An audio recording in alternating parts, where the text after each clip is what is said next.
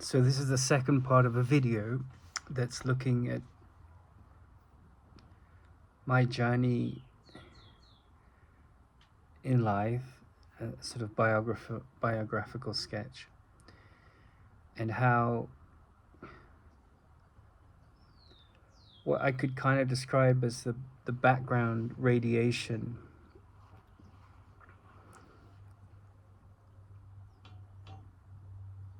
implicate in the meaning of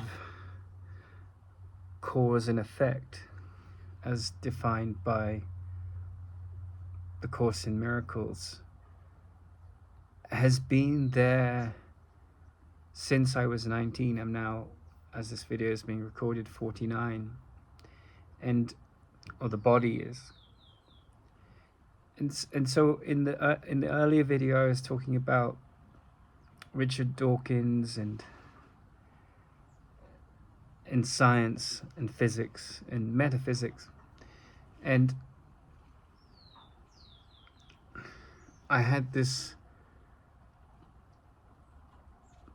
moment where I'd just given a massage to a friend of Jennifer Aniston in the Hollywood Hills, and my friend Mark Snyder and I, who had introduced me to massage therapy, he had found a talk that was being given by a man called Tara Singh, and we went to the talk. And at the time I smoked marijuana. It was a sort of lifestyle living in Southern California in the 90s and the early 2000s, and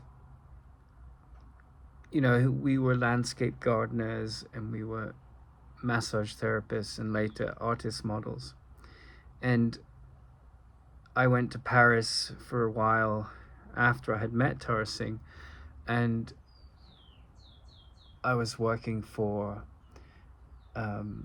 a French millionaire, an aristocrat that had a lot of cars, and I went there ostensibly to write songs for a French he was German journalist living in Paris, sports journalist, and we had a falling out, and I ended up in Shakespeare and Company, where I met my first wife, which was a famous bookshop on the left bank in Paris, and that's where James Joyce's novel Ulysses was published, and there's a history of Hemingway, and it's interesting because there's a lot of British and French writers that have had a relationship with that part of Paris and with that bookshop in particular. And what if you often find is, you know, in a way the dominant language of science is English, and that's obviously because of the power of the what the French call the Anglo-Saxon world, which is this culture that came from the English language, America, Australia, Britain, and the British Empire. Now you have the American Empire. But the French culture was sort of the torchbearer of Western culture after the fall of Greece and the fall of Rome. It was the French that sort of came in and helped prop up the movement of the Renaissance that happened in Italy, and there's been this, you know, and then the Enlightenment with Voltaire, and the British and the French were very much dancing together. And you often find, you know, if you're in America and you go to Russia, or if you're in the West and you go to India, different systems help you see better into the systems that you're part of. So in the Western culture, we have, since the 12th century, what has come to dominate is this romantic love model. But in the Indian culture, you still very much have the arranged marriage, which is the family and the astrologer. So I went to France, and while I was in France, and prior to that I'd gone to London for a period before I went to live in France. So I'd been back and forth to America. And in London, And Scotland, where I lived, I went to university to study marine biology and Spanish. But this background radiation of the Course in Miracles just kept having its impact on me. And when I came down those windy hills of the Hollywood Hills and high as a kite, massage therapy, we had a very bohemian lifestyle. Walked into this room in the Miracle Mile in Los Angeles, near to where the tar pits are, where they found the woolly mammoths, right in the center of like the Wilshire district of Los Angeles,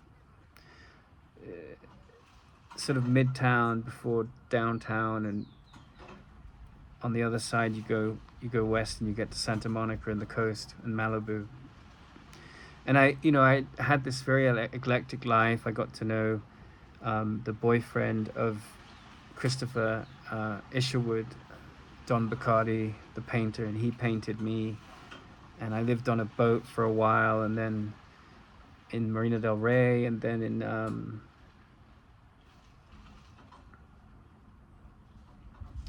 Santa Monica on Main Street near Gold's Gym. And so I really got to see the melting pot of America. And people think of like the Statue of Liberty or the Empire State Building as these great symbols, or the Mount Rushmore as the great symbols of the United States. And always for me, there's on the 405 freeway in Los Angeles, there's a little sign that everyone sees like a million times, that lives in that city and commutes. They drive by it, and I used to go to massage clients, and I had a little Jeep, and it says the Museum of Tolerance. And I really think that in spite of itself, in spite of the entrenched xenophobia and homophobia and all these fears that we have, countries like America and Britain that get multicultural, hugely multicultural, have to develop tolerance. And I think that little sign on the 405 freeway, the Museum of Tolerance, that always symbolized to me the great challenge of multicultural societies like the United States. Because you have this melting pot of Thai and Chinese and Cambodian and French and German and so many cultures that come together and have to live